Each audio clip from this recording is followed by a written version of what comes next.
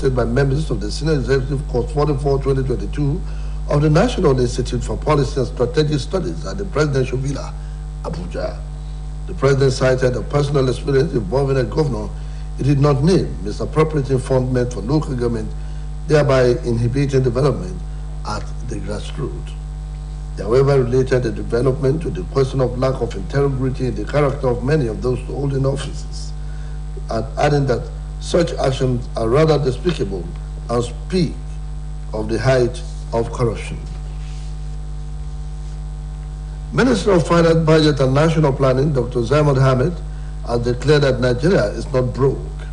The minister was responding to questions after presenting the 6th edition of the President Muhammadu Buhari Scorecard 2015 to 2023 from the standpoint of the Federal Ministry of Finance, Budget and National Planning, Abuja.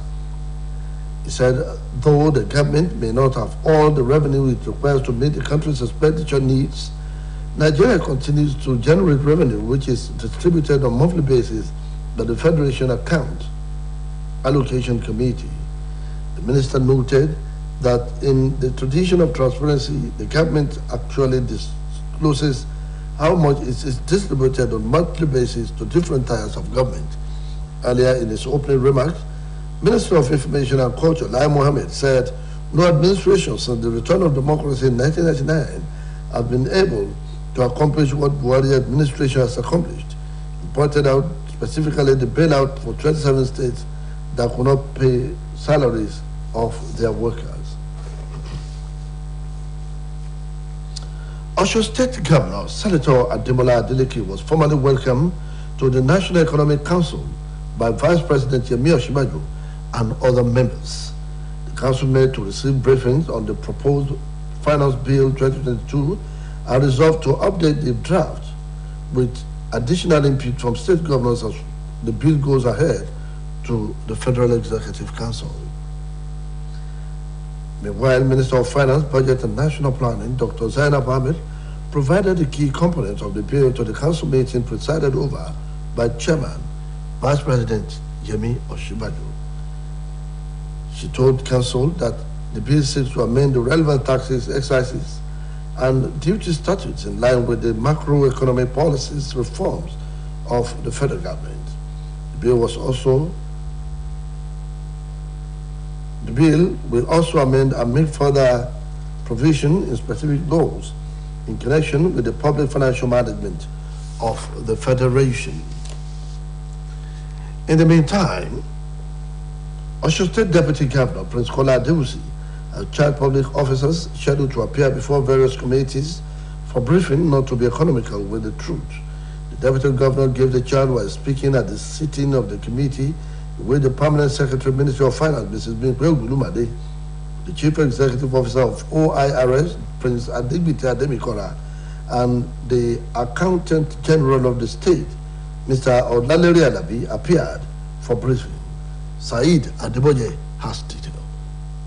Speaking at the briefing, which had in attendance the Secretary to the State Government, Honorable Teslim Igbalaye, member of the Green Chamber of the National Assembly, Honorable Bamidele Salam, and other members of the committee, the Deputy Governor, Prince Kola Adewusi, maintained that the briefing was important to know the financial status of the state and plan on how to bring comfort to its residents.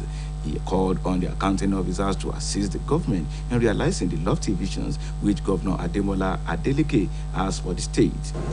We want your opinion, we want your sincerity. As we know, the past administration did not hand over anything to us. By so doing, we're in the dark. We want you to really open up to us. What is the true state of the finances of the state, since you are the managers of this department? Permanent Secretary, Ministry of Finance, Mrs. Bimpe Ogulumade, and her team was the first to appear before the committee. She intimated the committee about the duties of the Finance Ministry, which she said includes ensuring prudence in government finances, noting that salaries of the 87 agencies of government have been automated as a result of fiscal sustainability program of the federal government. Mrs. Ogulumade noted that salary stress of 16 months, totaling 29,875,191,028 naira 64 kobo were owed from 2016 to the mid of 2018. She pulled the pension arrears at 45,375,237,693 naira 40 kobo, maintaining that some deductions have been left unpaid. Separately with the office of the Accountant General, deal separately with the office of planning and budget and planning, deal separately with 2 IRS. And that is the issue. I cannot say, okay, because I'm in finance. I know it is wrong, but there is no way that I can do something. Just as Mrs. Ogunlumade appeared before the committee, the man in charge of Debt Management Office and the Accountant General, Mr. Olalere Alabi, also appeared, putting the total debt of the state inherited from Ogbeni Rauf Aregbesola and Adeboye Goyetola's administrations at 35,742,431,478 naira 60 kobo. Members of the committee, including Dr. Olaniyi, Dr. B.T. Salam, and others, implored the Office of the Accountant General, Debt Management Office, and the Ministry of Finance to harmonize and give the committee the total assets and liabilities accrued to it. Prince Adebite Ademikara is the Chief Executive Officer of Osun Internal Revenue Service. While speaking, explained that the agency generated 21 billion naira last year and had generated 17.6 billion naira as of September 2022. When asked about the internally generated revenue from mining, Prince Ademikara said that he only obtained pay as you earn tax of employees and that the tax on mining itself is reported directly to the governor's office. In the meantime, the briefing continues tomorrow. For OSBC News, this is Saeed Adeboje reporting. The Inspector General of Police, Usman Al-Kari Baba, has approached the court to file a motion to set aside the contempt proceeding and committal order in order to respond to the order issued by the Federal High Court sitting in Abuja.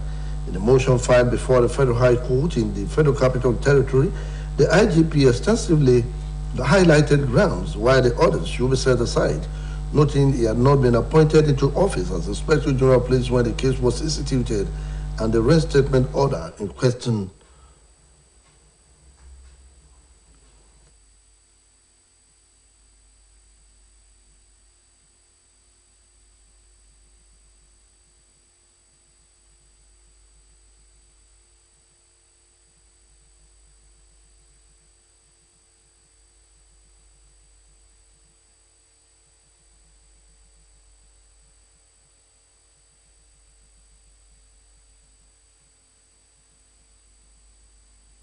Substituted means in November 2018 and January 2019 respectively on the then Inspector General of Police and not on him at the incumbent. The IGP in his disposition further noted that even before his assumption of office, official steps had been taken by his predecessors towards complying with the reinstatement of Patrick Okoli, the plaintiff, as ordered by the court.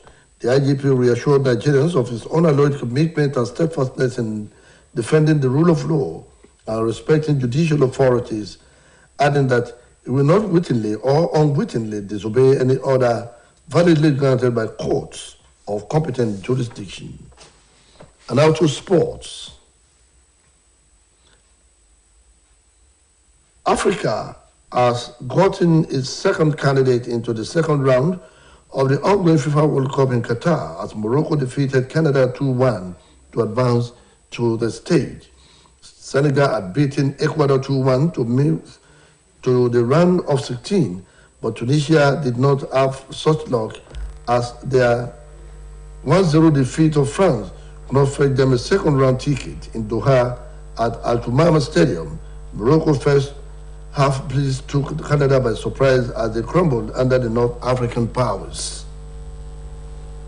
Morocco were drawn in a tricky group, including Croatia, Belgium, who finished second and third in 2018 respectively, but 4 points off European side before holding on for victory against Canada in their final group game. Now to foreign stories. U.S. President Joe Biden has said he will be ready to meet Russian Vladimir Putin if, in fact, there is interest in him deciding that he's looking for a way to end the war. Addressing newsmen alongside French President Emmanuel Macron, he stressed that Mr. Putin had not shown commitment to end the war. Reports say the two leaders stressed that they would continue to stand against the Russian war. In response, the Kremlin said President Putin remained open to talks aimed at ending the war. However, spokesperson Dmitry Peskov revealed that Moscow was certainly not ready to accept U.S. conditions. President Macron made clear that he had agreed with Mr. Biden and they will never urge Ukrainians to make a compromise that will not be acceptable to them.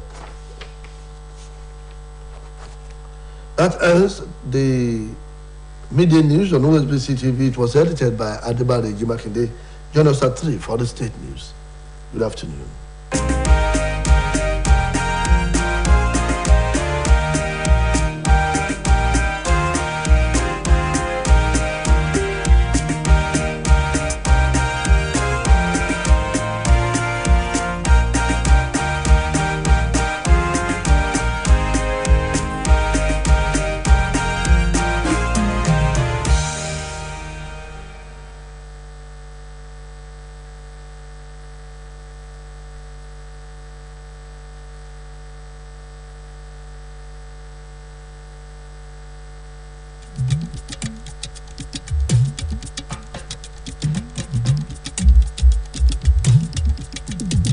Ìgbà ọ̀tun ti dé aráyé ẹ wá bá wa yọ̀. Ìgbà yìí o a san wá síre. Ìgbà ọ̀tun ti dé aráyé ẹ wá bá wa yọ̀. Ìgbà yìí o a tù wá lára. Ìgbà ọ̀tun ti dé aráyé ẹ wá bá wa yọ̀. Ìgbà yìí o a san wá síre. Ìgbà ọ̀tun ti dé aráyé ẹ wá bá wa yọ̀. Ìgbà yìí o a tù wá lára. Ìgbà yìí a tù wá lára o láyé Adémọ́lá. Àmín. Àṣẹ. Ìgbà yìí a tù wá lára o láyé ọmọdé lékè. Àṣẹ. Àmín. A tù wá lára a máa lówó lọ́wọ́. Àmín. Àṣẹ. Àmín. A tù wá lára a máa kọ́lé mọ́lé. Àmín. Àṣẹ. Àmín. A tù wá lára a máa bímọ lémọ.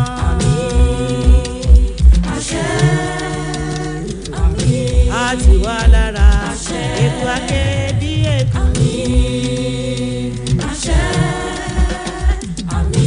A tù wá lára ẹ̀yà dùn bí ẹyẹ. A tù wá lára àpamọ́wọ́ owó.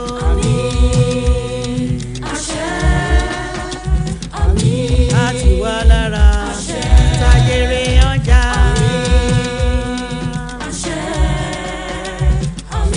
A tù wá lára o láyé Adémọ́lá o.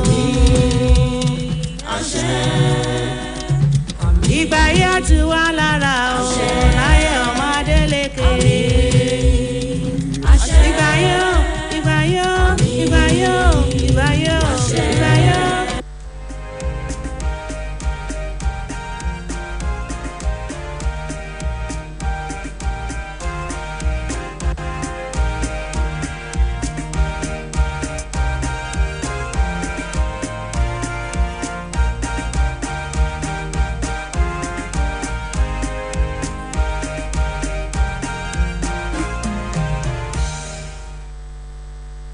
Ẹ káàsán àkú iṣẹ́ látàárọ̀ ìròyìn ọjọ́ kan rí.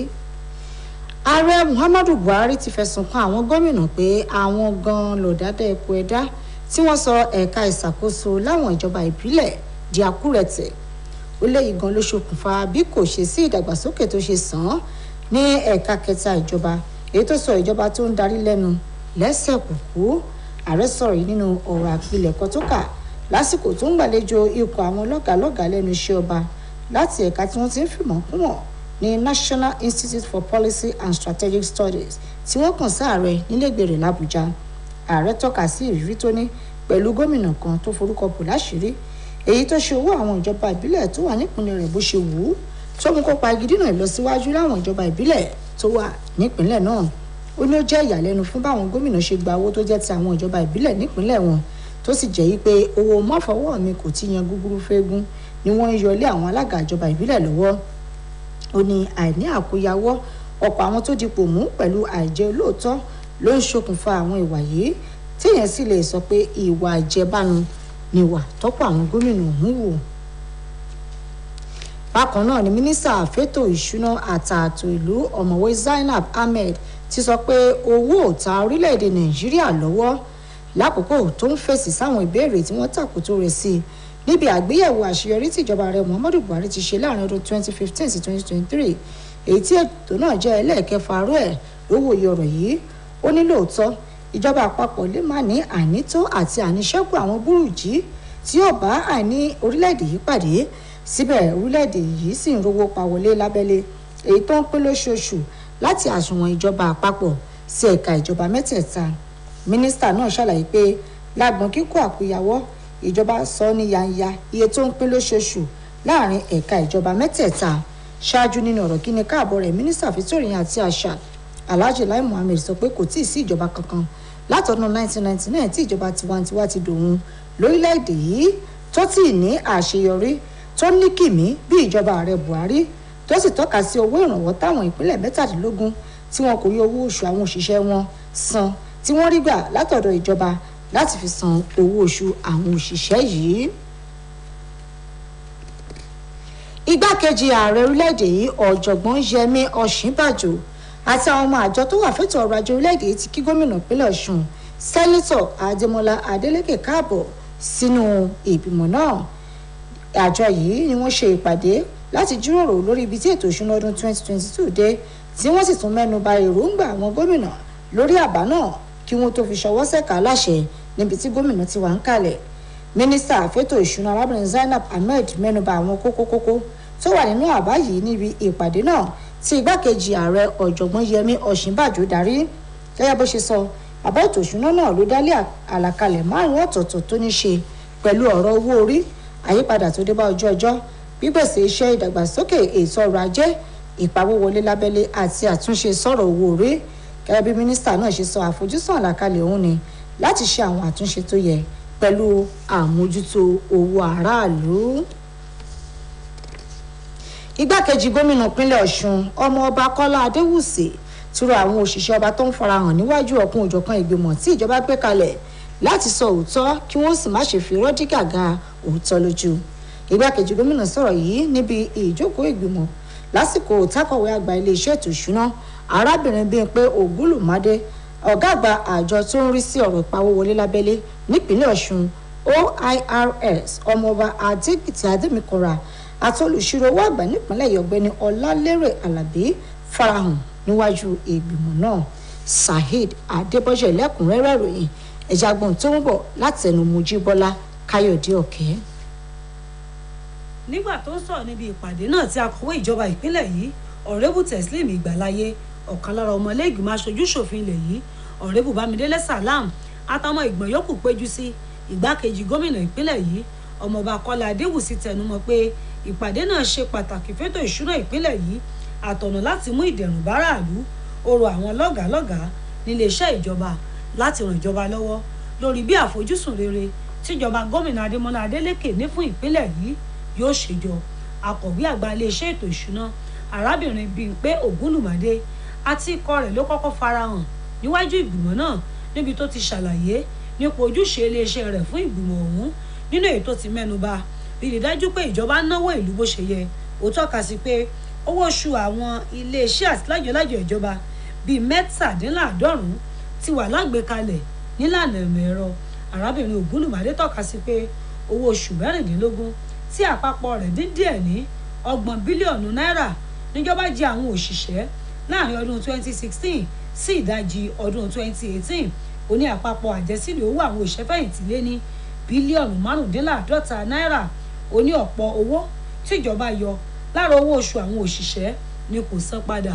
Bí arábìnrin Ògúnlùbádé ṣe farahàn níwájú ìgbìmọ̀ náà ni ẹni tó wà nígbọnú ọ́fíìsì tó mójútó ọ̀rọ̀ sísan gbèsè padà àti olùṣirò owó àgbà nípìnlẹ̀ yìí ọ̀gbẹ́ni Ọlálérè Àlàbí náà farahàn níbi tí wọ́n ti ṣàlàyé pé àpapọ̀ gbèsè tí ìjọba ọ̀gbẹ́ni Rauf Arẹ́gbẹ́ṣọlá àti ti Adégbèyèga Oyètọ́lá fi sílẹ̀ lọ́fíìsì jẹ́ ohun tó dín díẹ̀ ní bílíọ̀nù 16 náírà. Àwọn ọmọ ìgbìmọ̀ olùwádìí ọ̀hún nínú ètò àti rí ọ̀gbẹ́ni Ọláníyì ọ̀mọ̀wé Bíntí Salam àtàwọn míì rọ́fíìsì olùṣirò owó àgbà ọ́fíìsì tó mójútó ọ̀rọ̀ àti san gbèsè padà tó fi mọ́ iléeṣẹ́ ètò ìṣúná láti foríkorí kí wọ́n sì jẹ́ kí ìgbìmọ̀ náà máa papọ̀ iye dúkìá tíjọba ìpínlẹ̀ yìí ní lọ́wọ́ àti gbèsè tó jẹ. Ọmọọba Adégbìtì Adémíkanra tí ṣalámójútó àjọ tó ń pa owó wọlé lábẹ́lé fún ìjọba ìpínlẹ̀ yìí ṣàlàyé pé bílíọ̀nù 11 náírà lájọ òun pa lọ́dún tó kọjá nígbà tó ní àjọ òun pa bílíọ̀nù 17.5 náírà títí oṣù kẹsàn-án ọdún yìí nígbà tó ń dáhùn ìbéèrè lórí owó tó ń wọlé látẹ̀ka ìwakùsà. Ọmọọba Adémíkanra ní owó orí àwọn òṣìṣẹ́ tó ń wakùsà nìkan làjọ òun ń gbà nígbà tó ní ọ́fíìsì gómìnà lówó orí ti ìwakùsà gan lọ sòòsé. Ìjókòó ìgbọ̀n náà ń tẹ̀síwájú lọ́la. Ọ̀gá àgbà àwọn ọlọ́pàá lórílẹ̀‐èdè yìí ọ̀gbẹ́ni Usman Alkali Baba ti gba ilé-ẹjọ́ kòtẹ́milọ́rùn lọ lórí ìdájọ́ ilé-ẹjọ́ gíga ìjọba àpapọ̀ tó kalẹ̀ sàbújá lórí ẹjọ́ tí wọ́n gbé lọ sí iwájú ilé-ẹjọ́ gíga tó wà lólùlú ilẹ̀ yìí. Ọ̀gá àwọn ọlọ́pàá mẹ́nubà pé ó yẹ kí wọ́n da ẹjọ́ náà nù nítorí òun kò tíì dé ipò ọ̀gá ọlọ́pàá lórílẹ̀‐èdè yìí nígbà tí wọ́n pẹjọ́ náà. Ó fìdí rẹ̀ múlẹ̀ pé lóṣù kọkànlá ọdún 2018 àti oṣù kìíní ọdún 2019 ni wọ́n pe ẹjọ́ yìí bẹ́ẹ̀ lòun ò tíì dé ipò ọ̀gá ọlọ́pàá lórílẹ̀‐èdè yìí. Ó fi kún pé kódà kóun ò tíì dé ọ́fíìsì ẹni tó ń gba iṣẹ́ lọ́wọ́ rẹ̀ gẹ́gẹ́ bí ọ̀gá ọlọ́pàá lórílẹ̀‐èdè yìí gbé ìgbésẹ̀ lórí dídá Patrick Okole padà sẹ́nu iṣẹ́ ọlọ́pàá gẹ́gẹ́ bí àṣẹ ilé ẹjọ́. Ó wáá fìdá àwọn ọmọ ilẹ̀-èdè lójú pé òun yóò túbọ̀ máa bọ̀wọ̀ fún òfin bẹ́ẹ̀ òun ò ní ta sí agẹrẹ sí ìdájọ́ ilé ẹjọ́. Lórí ìròyìn eré ìdárayá orílẹ̀-èdè Morocco ní orílẹ̀-èdè kejì láti Áfíríkà tí yóò wẹ̀yán kànkàn sí abala tó kàn nínú ìdíje ife ẹ̀yẹ àgbáyé tí ó ń lọ lọ́wọ́ ní Qatar lẹ́yìn tí wọ́n fẹ̀yìn Canada bẹ́lẹ̀ pẹ̀lú ayò 2-1. Orílẹ̀-èdè Senegal ló ti kọ́kọ́ fàgbà hàn Ecuador pẹ̀lú ayò 2-1 láti pegedé sí ìpele tó kàn ṣùgbọ́n nǹkan ò rí bẹ́ẹ̀ fún Tunisia bí wọ́n ṣe fojú France gbolẹ̀ tó pẹ̀lú ayò kan ṣoṣo. Síbẹ̀ aṣọ ò bá ọmọ yẹ wọn mọ́ níbi ìfẹsẹ̀wọnsẹ̀ tó wáyé ní pápá ìṣeré Doha Altuma tí wọ́n sì yọ wọn kúrò láwo ìdíje náà.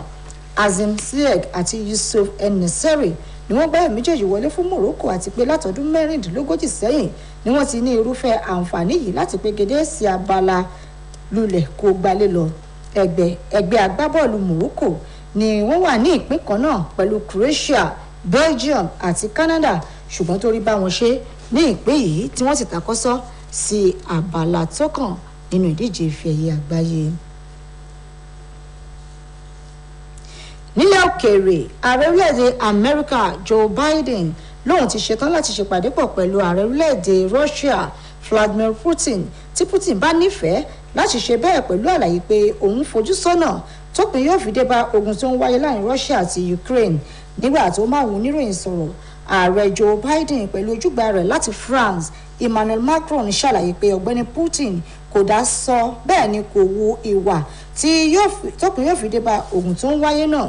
Ìrìnfìyé ni pé àwọn aṣáájú méjèèjì ṣàlàyé pé àwọn ò ní ṣègbè lẹ́yìn Russia bí ti ìwò mọ́ lórí bó ṣe ń gbógun ti Ukraine. Nígbà tó ń fèsì orílẹ̀-èdè Ukraine ní ààrẹ Putin kò ṣetán láti jíròrò lórí ọ̀nà àti fòpin sí ogun tó ń wáyé náà.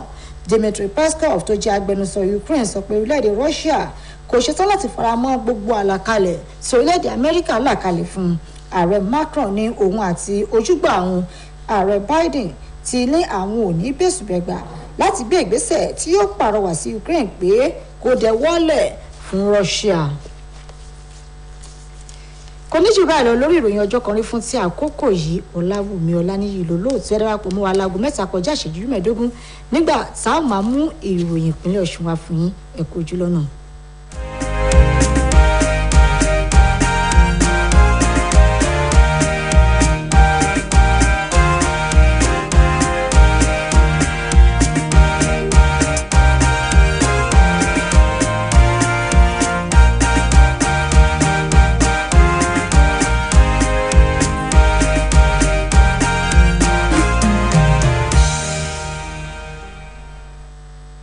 Please listen to this public service announcement. It has come to the notice of government that some unscrupulous elements are attacking legitimate revenue agents engaged by government to collect revenue on our behalf.